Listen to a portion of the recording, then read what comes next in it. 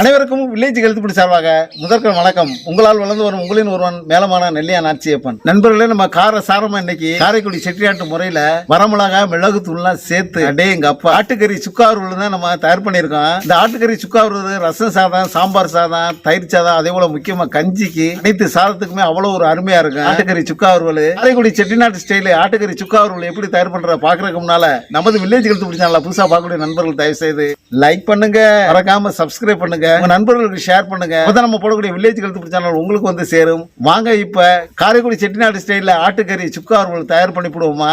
வாங்க. அவ்வளவு ஒரு ருசியா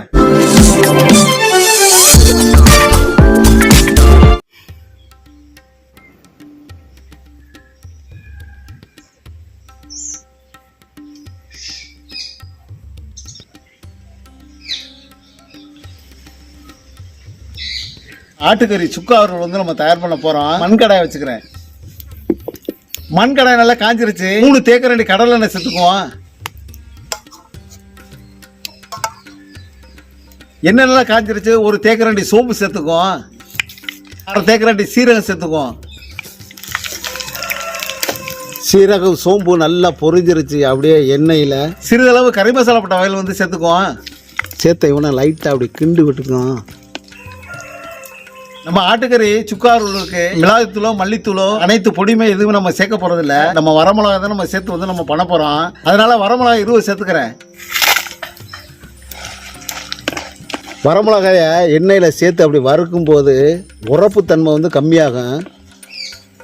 காரைக்குடி செட்டிநாட்டு ஏரியாவே சின்ன வெங்காயம் தான் நம்ம சேர்த்து செய்வோம். ஆட்டுக்கறி சுக்கா அவர்களுக்கு 100 கிராம் சின்ன வெங்காயத்தை தோல் உரிச்சு சின்ன சின்னமா நறுக்கி இப்ப சேர்த்துக்கிறேன். சின்ன வெங்காயம் சேர்த்து பாருங்க, அப்படி இருங்க. சேர்த்த சின்ன வெங்காயத்தை அப்படியே நல்லா எண்ணெயில் வதக்குன்னு நல்லா வதக்கி வெங்காயம் நல்லா வதங்குறதுக்கு கல் உப்பு 1/4 தேக்கரண்டி சேர்த்துக்கிறேன். சேர்த்த கல் உப்பை அப்படியே வெங்காயத்தோட நல்லா நல்லா கிண்டி நம்ம பாணியில் சின்ன வெங்காயத்தோட அலசின கருவேப்பிலை 3 இனுக்கு சேர்த்துக்கிறேன். சேர்த்த கருவேப்பிலையை நல்லா கிண்டி விட்டுருக்கோம். வெங்காயம் பாருங்க, அப்படியே கோல்டன் கலர்ல அப்படியே தகன்னு அப்படியே மின்னணும். அப்படி தங்க கலர்ல வெங்காயத்தை நேரமா நல்லா எண்ணெயில வதக்கணும். அடாடாடா, நம்ம சேர்த்த வெங்காயம் நல்லா புன்னரமா நல்லா வதங்கிருச்சு. 1 தேக்கரண்டி இஞ்சி பூண்டு விழுதுகளை சேர்த்துக்கிட்டுருவோம். இஞ்சி பூண்டு விழுதுகளை நல்ல பச்சை வாடை போற அளவுக்கு நல்லா எண்ணெயில வதக்கணும். இஞ்சி பூண்டு விழுதுகள் நல்லா பச்சை வாடை போகிற அளவுக்கு நல்லா எண்ணெயில் நல்லா வதக்கிட்டோம். 1/2 கிலோ ஆட்டுக்கறி தான் நம்ம இன்னைக்கு எடுத்திருக்கோம். அந்த 1/2 கிலோ ஆட்டுக்கறியை நல்லா சின்னமாக நறுக்கி மஞ்சள் தூள் போட்டு 1 முறைக்கு 2 முறை வந்து நல்லா அலசி வந்து இப்போ சேர்த்துக்கிட்டுருவோம்.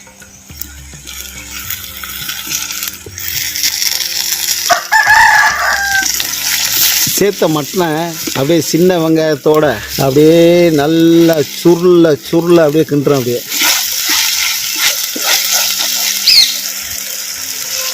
ஏற்கனவே நம்ம ஆட்டுக்கறியை மஞ்சள் தூள் போட்டு நம்ம அலசியிருக்கோம். இருந்தாலும் கவுச்சி வாடை இன்னும் போகிறதுக்கு 1/2 தேக்கரண்டி மஞ்சள் தூள் சேர்த்துக்கிறேன். சேர்த்த மஞ்சள் தூளை 2 பிரட்டு அப்படி பிரட்டி விட்டு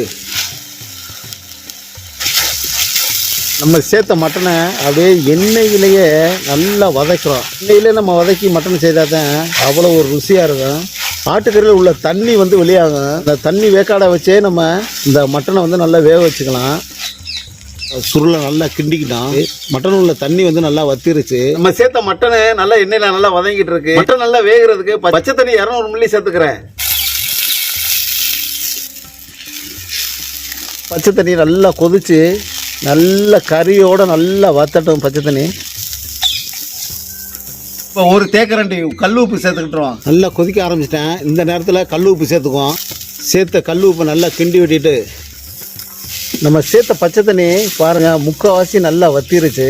நம்ம சேர்த்த ஆட்டுக்கறிங்க நல்லா முக்கால் தரத்துக்கு நல்லா வெந்துருச்சு. இன்னும் நல்லா கொஞ்சம் வத்தட்டும். நல்லா வத்திருச்சு.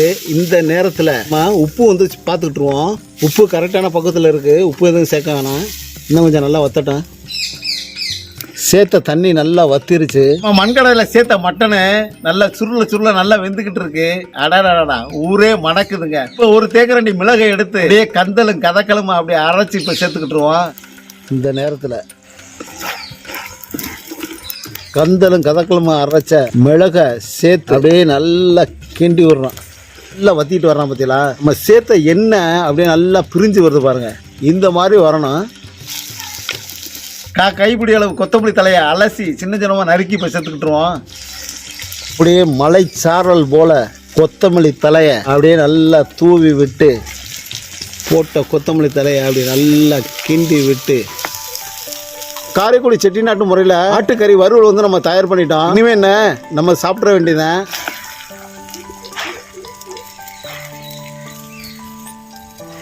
இனிமே என்ன நண்பர்களே, நம்ம ருசிக்க வேண்டியதான். நீங்களும் வாங்க ருசிக்கலாம். காரைக்குடி செட்டிநாடு ஸ்டைல ஆட்டுக்கறி சுக்கா வறுவல் நாக்கில் வச்சிருவோமா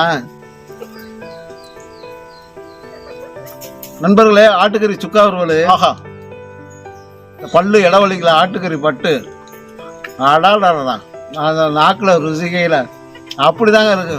நண்பர்களே, இதே மாதிரி நீங்களும் வந்து செய்து பாருங்க. அதே போல நமது வில்லேஜ் கல்ச்சர் சேனலை புதுசாக பார்க்கக்கூடிய நண்பர்கள் தயவுசெய்து லைக் பண்ணுங்க, மறக்காம சப்ஸ்கிரைப் பண்ணுங்க, நண்பர்களுக்கு ஷேர் பண்ணுங்க. அப்பதான் நம்ம போடக்கூடிய வில்லேஜ் கல்ச்சர் சேனல் உங்களுக்கு வந்து சேரும். மீண்டும் அடுத்த வீடியோவில் சந்திப்போம். உங்களால் வளர்ந்து வரும் உங்களின் ஒருவன் மேலமான நெல்லியா நாச்சியப்பன். நன்றி, வணக்கம்.